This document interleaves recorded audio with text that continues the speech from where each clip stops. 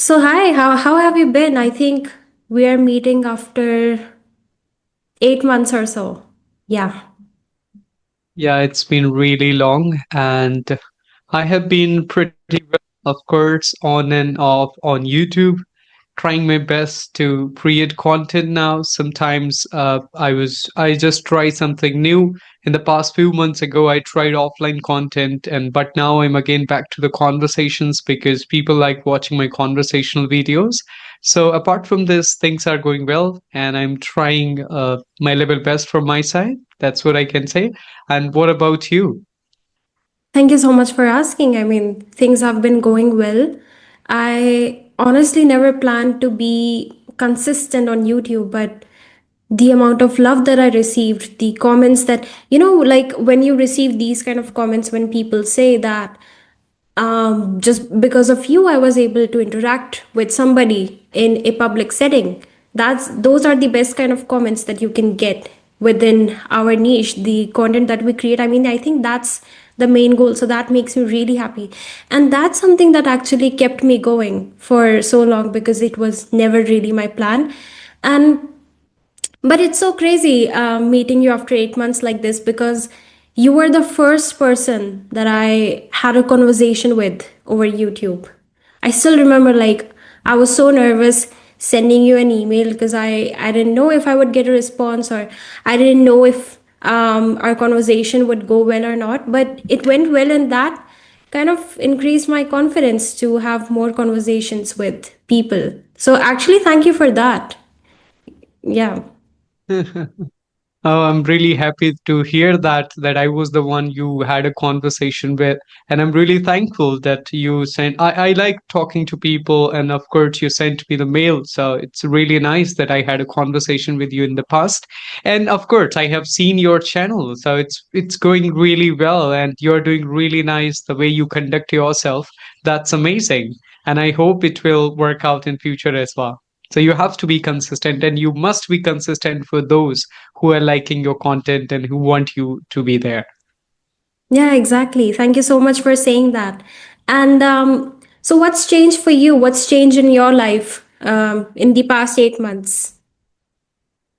Yeah, only like I can say that I have become 8 months old now, just from that time, Yeah. right? So clock is ticking, and I have to work really hard. Even though when it comes to the YouTube, it's going well, but not that well that I can be completely dependent on YouTube as a primary source of income. So, but I conduct online sessions for my students. That's what I do. But sometimes I just feel like what should I do more? Would it be something which I can do forever? Sometimes I get this thought in my mind when people ask you in your surrounding, your relatives ask you like, what's next? What would you like to do? Is it something which you would do for your career or something like that? So I tried in the past and I started going to offline institute, but again I felt that it is not something which I would love to do. But I have a one plan in my mind that if online things would not work in a way I want them to work, for sure I will go for an offline institute and I will start my own institute rather than working in somebody's institute, because it's better to have your own and you can train the way you want to. At the same time, you can hire trainers and the teachers and they can do your job. So that is there. That's what I'm planning. But apart from this, it's going well. It's going okay, I mean to say. So Yeah. No, not on of some level, 8 months ago also things were quite same, and now also it's pretty similar, I would say. yeah, actually, on some level, I'm relating to you in a way that you're saying that YouTube is not something that you can do as a full time thing, and this Hmm. is quite an unfortunate thing, even for, like, I think not just for us, but a lot of YouTubers. The amount of effort that we put in, we somehow never know that we are going to get the results for that or not. Because I have had a few sessions where I've sat down editing for hours and hours thinking this one is going to take off, but somehow that one has the least views. And so it's very unpredictable. So, yeah, you can never take YouTube as a full time thing. And also, the people, like you said, when you talk to your relatives and when you tell them, like, I'm currently, like, I'm doing YouTube, they somehow never take you seriously. Like, for me at least, I can say that they're like, okay, well, that's good, but like, what next? Like, what after this? So they are never really saying that, oh, well, Mm. that's great for you. I hope your channel grows and you do the things that you want to. So, I mean, but also like they are right on some level, because honestly, like we also know we're not really Yeah, that's what I earning was that. thinking because we are also not that confident to say confident enough to say to them, right? Because money matters the most, right? When you get sufficient money, like suppose 40K, 50K, or 60,000 rupees per month, you can say to them like confidently that, yeah, I'm a YouTuber. I don't want to do anything else because it's going really well. But when you are struggling for the payments, you don't get payment every month. You're not able to complete the quota of like $100. Then how can you say to the people confidently that no, I'm a YouTuber, I don't want to think about anything else apart from YouTube? So that is also the one of the reasons that give you the actually something to think about yourself, like are they right, should you think about it, like, and absolutely they are right in just their point of view, because if it works really nicely, then there is no tension, right? You can do it. But otherwise, absolutely, you must have a plan B or something where you can get the direct income. I personally think that no matter in which field you are, you need to have two sources of income. No matter, it's not even Mm. about YouTube, honestly. It just gives you a sense of stability and peace of mind. Because I mean, about YouTube, like you said, yeah, it's kind of the thing. But the scary thing is that even the channels that I've seen doing wonderful for so long are also now struggling to maintain views, which kind of makes me think, like, what about it in the long term? I am putting in the effort. Maybe I'm getting good views right now. Maybe I'll get even better audience and even bigger audience and even better views in the future. But like, how long can I keep it up? Because YouTube algorithm works in a way that nobody understands. Like, let's be honest, we never know what works out. It's very random sometimes. Like, you have zero expectations from a video, you're just uploading it for the sake of schedule to just keep up, and then that video blows up, and you're not even doing anything fancy in that video. It's just a regular video, maybe even worse than your usual videos, but that one takes off sometimes. So it's really, and so I used to analyze this a lot initially, like what's working out, what's not working out. But then when I saw how unpredictable the YouTube algorithm is, I honestly just gave up on this. And now I'm just uploading it because people find it helpful, which is a really, really nice thing for me to do. And the second thing is just to stay consistent because, well, here's another thing. I mean, if you're not consistent, you're not going to get views at all. So at least, just trying to stay consistent, because doing a comeback after like a few months on YouTube is very difficult, because then YouTube treats you like an inconsistent creator and it tends to not show your videos to a lot of people. So, yeah. Yeah, that's absolutely right. I know many people actually. Kabir, one of my friends, when I started my channel or I had a video with him, he had already like 5,000 subscribers. But then he stopped uploading. Now, like he doesn't get views at all, even though he has 10,000 subscribers on his channel, but he doesn't get like 200 or 300 views as well. So it's very difficult for you to come back. I completely agree with you that. So, and second point, as you said about the videos, that you never know which video is going to work. Because if you are thinking you are putting a lot of efforts that this video will work out, I hope this will get 20,000 views or 30,000 views, maybe like that video will not go up to like 1,000 views also. But sometimes, as you already said, that you are just doing it for the schedule. Maybe you have to go somewhere and you have the videos in stock and you think like I have to upload somehow and that video will go up. So you don't know what works out, like that is not for our industry. Even though you can see in just if I talk about the filmmaking industries, they, even the producers, they don't know. Sometimes they put a lot of efforts into the movies and they think like they'll get the movie will get a lot of like money out of it, but they don't get. Sometimes they go for a movie of budget maybe 10 crores, 20 crores, and it gets a lot. It becomes a huge success, right? Yeah. So that is the same for a YouTube video. You don't know like what works out and what people like it. Sometimes people like the naturality and the raw content that you haven't edited a lot. They like it. Like maybe sometimes you do a lot of editing and people feel, oh, like it's not something which I like watching. So Yeah, no, 100%. I think now we are coming towards like the type of content where people love watching raw content. For example, vlogs. Mm. You think, I mean, think about it, like vlogs are an evergreen content. Maybe people are just showing them their house, like their family, and just sitting at home and doing absolutely nothing. But people love watching that because I think that brings out the authenticity, and people maybe see the real side of you, and that's something that people love to watch. But I don't have any plans on changing my channel to vlogs because I personally am a very private person. It would be a little bit uncomfortable for me to just be sitting at home and showing my family and just telling them everything that I do within a day. But like, hats off to people that are able to do that every single day, because I mean, honestly, respect. Like, I wouldn't be able to do that.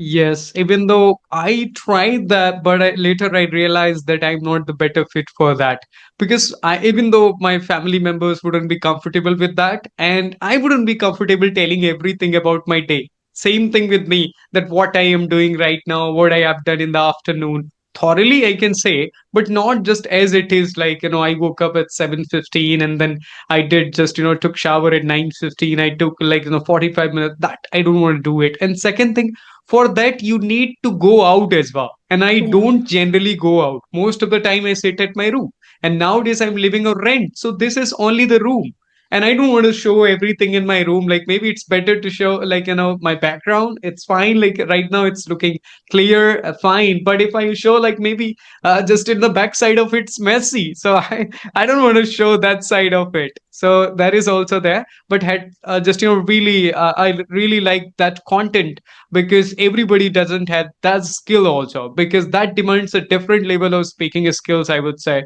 If I would take the name of like Sunita, like she has been amazing through her content, the kind of videos she solo videos she creates, or with the family, or about the vlogs. But I can't do it. To be honest, I accept it that it would be, maybe I can try my level best so I can become better with it. But at this moment, I feel like I'm better at sitting and talking to people rather than just walking and talking and telling about the scenario. So difficult for me to do so. Yeah, exactly. But I think both of these things require different kinds of skill sets. Not everybody is able Mm, to do the things that we are able, like we are having a real time conversation right now. I was having a conversation with mm, somebody, and she said that she's much, much more comfortable creating solo videos because then she's not able to come up with things on the spot. And I said, well, like, really? Because for mm, me, this is much more comfortable. I don't have to edit anything. I can just post it as it is. But for solo videos, I have to put in so much work. I have to think from beginning to end what I'm going to say, what can keep the audience engaged throughout. And also, it takes a lot of editing. So for me, I realize that both of them require different kinds of skill sets, and not everybody can handle that. But I appreciate the things that I think we are able to do, like just having a mm. conversation like this, having a smooth, fluent conversation is also something that can be appreciated. But yes, about Sunita ma'am, yeah, she's doing awesome. And I've seen a couple of her videos, and the sceneries and everything that she shows. Well, I wish I had something like this over here to show, but I mean, I live in Rajasthan, honest, like, let's be honest, there isn't really much greenery to show over here. Yeah, that is the one point. But actually, even though when I was talking about to someone about this, I was also thinking, oh, why I don't have such kind of scenery or the background. That is, but only that is not the background only. Second thing, that is skill set also I don't have. That also I should think about it, because I don't like, even though there are a lot of things. Maybe people like watching the Kanpur city, or maybe your city. It is, you never know like what people like watching. Sometimes people like watching desert, right? So whatever you have in Rajasthan, go to Jodhpur. But it's all about traveling, right? If you go out, and if you have the like courage to make videos out, people would watch it, because Rajasthan is also one of the beautiful states of the country. So, but it is our mindset which always tells us that no, I don't have all those things because she has that. That's why she is able to do it. No, it's not like that. That's what I felt. And I realized I have my village, I have agricultural fields, I can go out, I can do it. Even though there are some creators who are getting famous from my local areas. But only the thing is that because they have that, actually, they crossed that mental block and they are able to do it, they are able to show their culture, they just to present themselves confidently. But I feel like, oh, what I'm going to show, like, would people watch it or not? So that is the mindset we have. But whatever she is doing, that's amazing. And she has been really good with her solo videos and the conversation skills as well, both. So that's why her channel is really doing well. Yeah. Oh no, and also like her fluency is almost like native level. So like it all depends on your following. Like let's be honest. I mean, if we Mm. get that many followers, although at the bottom we are the same person, but somehow people's perspective towards us changes. For me also, I can say like just getting 10,000, 10,000 is not even a big number, but as I gain Mm. 10,000 subscribers, I kind of started receiving different kind of comments like, oh my god, you're replying to our comments, you're such a big YouTuber, but you're responding. And I was like, at 9,000 also I was genuinely the same person with the same feelings, but the way you perceive Yeah, me it changes happens just because because that is a of. milestone which people look for. And Yeah. 10,000, it is good number. Like, suppose, like, even though it's not a big number from our point of view, even though I say the same, like 20,000, like, it's not a big number. But for somebody who is not able to get even a single, like, follower on Instagram, maybe like they feel like 10,000 is a big number. And absolutely this is. Because getting 10,000 people on education category, it is education, right? So it's very difficult for just people to watch this content. Everybody is not going to watch it. Uneducated people would not just watch it. Yeah. So only the people who are serious enough, they would follow and watch our content. So getting those 10,000 people is more than, I would say, the 1 lakh from the people who are just doing for entertainment or the vlogging stuff, because that is entertainment and people have time for entertainment, but people don't have time to learn something serious. I don't have followers from my own city. Rarely I get views from Kanpur or my own hometown, because who will watch it? I speak in English. People will say like, teach English in Hindi, man. I will watch you. I said, I'm not gonna do it. So whether you watch or don't watch, like, it's up to you. But I'm going to do the same whatever I like to. So, Yeah, exactly. And I mean, I understand like people's level of comfort. They might be more comfortable with us teaching in Hindi. But to be honest, I mean, like the way we learned Hindi, it was never really with some other language. The like teach us Hindi in some other language. It was in a very natural way. So I also tell people to learn English in a very, very natural way, just how we learned Hindi. But honestly, like it's up to people, whatever makes them comfortable. But 100% I agree with you. I think interacting in English all the time subconsciously somehow makes people get a little more better than how their mhm. English was yesterday. That's what I personally feel. So yeah, it's good to have a conversation in English. Also, it doesn't I mean, it helps our English not be rusty, because it can happen. Mhm. Not saying anything in English for a couple of days, and after like 3 months you're getting into it, and you might start thinking like, I'm not that comfortable in English, I'm not able to articulate my thoughts that well, just because you didn't interact in a language for 3 months. So that's completely understandable. But yeah, so it That keeps our English happens. smooth as well. Mhm. Yeah, because we are not living in an English speaking country. So, but just if you don't put efforts consciously, it is going to be difficult for you to maintain that fluency, the level of fluency you have. And I realized that I train people. So nowadays, from the past few months, I have been training people from North India only who are able to understand Hindi. Okay. But in the past, I have trained a lot of people from South India. So, what was the difference? When I was training people or students from South India, it was compulsory for me as well to speak 100% English, because Yeah. they wouldn't be able to speak even a single sentence or the word of Hindi, or they wouldn't be able to understand it. But now I have been training people from North India. So now it become my habit somewhat. Like whenever I talk to even someone from Kerala, I would say, "Arey yaar, samajh lo na." So that's what kind of mindset is there. Like now, when a single sentence comes in Hindi, but then I realized, oh my goodness, they can't understand. So that happens when you talk to someone who knows Hindi. You always shift to like comfort zone that oh maybe it's better to say in your own native language. Sometimes you don't get the emotions to express that in English, but when it is compulsory for you, you don't have any option. You have to make it just happen by just whatever you do. So that is there. So that's what I'm able to realize. That is only the matter of practice. When you speak 100% English, you can't even think about a single sentence in Hindi, then absolutely it become your habit. But when you train people from your local areas, that's why also I don't want to teach or train people offline, because in offline I'll get people from my own city, and absolutely there I have to speak 10% English and 90% Hindi. So Hmm. so Yeah, that is and not going to help me whatever I yeah. like doing, because I like this virtual conversations. I like kind of podcasting, asking questions to people like, what do you do? So that is something which is completely different from that, which we typically do in our classes and offline. No, exactly. I agree with you. I mean, teaching in Hindi, that might initially be comfortable for the students, but Mm, then honestly, they're not going to see much of a progress because, like, let's be honest, you're not the thing about learning anything in general is to go through the feeling of uncomfort, the feeling that you get when you mm, feel dumb. I think when you get past it, that's when you learn something. For, like when I was for example, my English teacher, she never spoke in Hindi. Like she was always teaching us in English, and initially it was very difficult because at my home nobody speaks in English, so I just knew Hindi, and it was quite difficult to understand a few of the words that she was saying.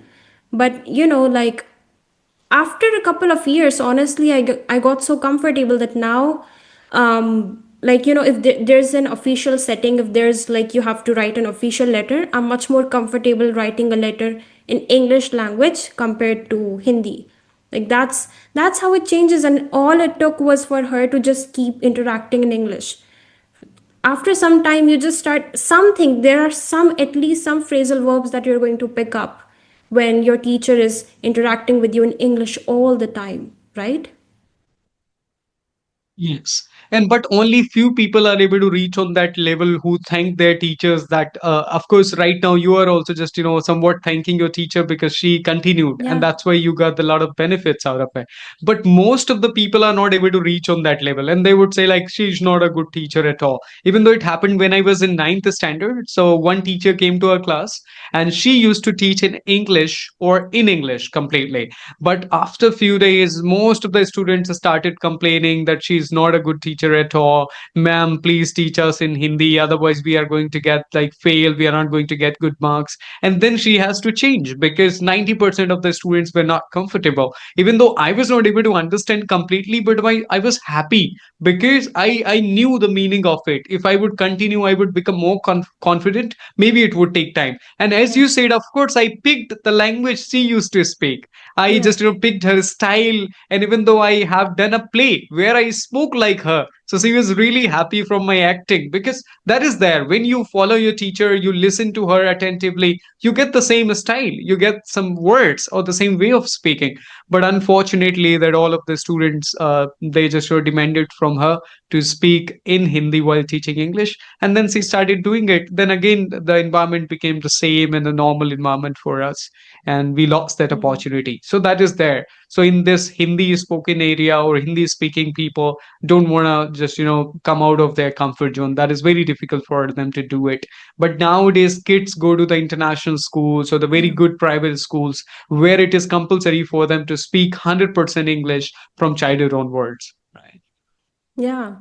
The thing that you mentioned, I completely agree with you. Sometimes it's not even about the teacher, it's about the student, like how he or she is learning. Because I still remember, like, during my English classes in my school, the teacher once told us, like, just a very, very basic grammar thing, that, like, you don't use two past things together. For example, you never say I didn't knew, you always say I didn't know.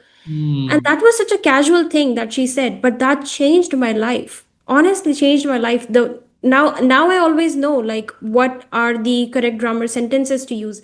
But the same students from my class that studied with the same teacher, they still to this date use I didn't knew.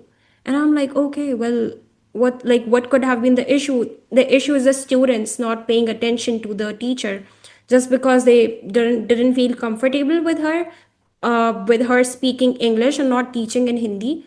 So that definitely, I think, you also need to pick out good students, because I'm not taking any classes currently, but when I was earlier having one-on-one sessions with people, I had one student. Now, if I am the teacher, I'm going to give 100%, like whatever, because Mhm. they chose me as a teacher. Like they came up to me. So now it's my responsibility. But at least, like, do the tasks that I'm giving you on a daily basis. But you aren't even doing the bare minimum that a student is supposed to do. So it honestly, like, I agree with you. It also depends on the students, and it's their job to understand that you are the ones that have to get past this uncomfortable feeling of not knowing something, because after that comes the fluency of English language, the comfort that you are seeking. Yeah. Hmm.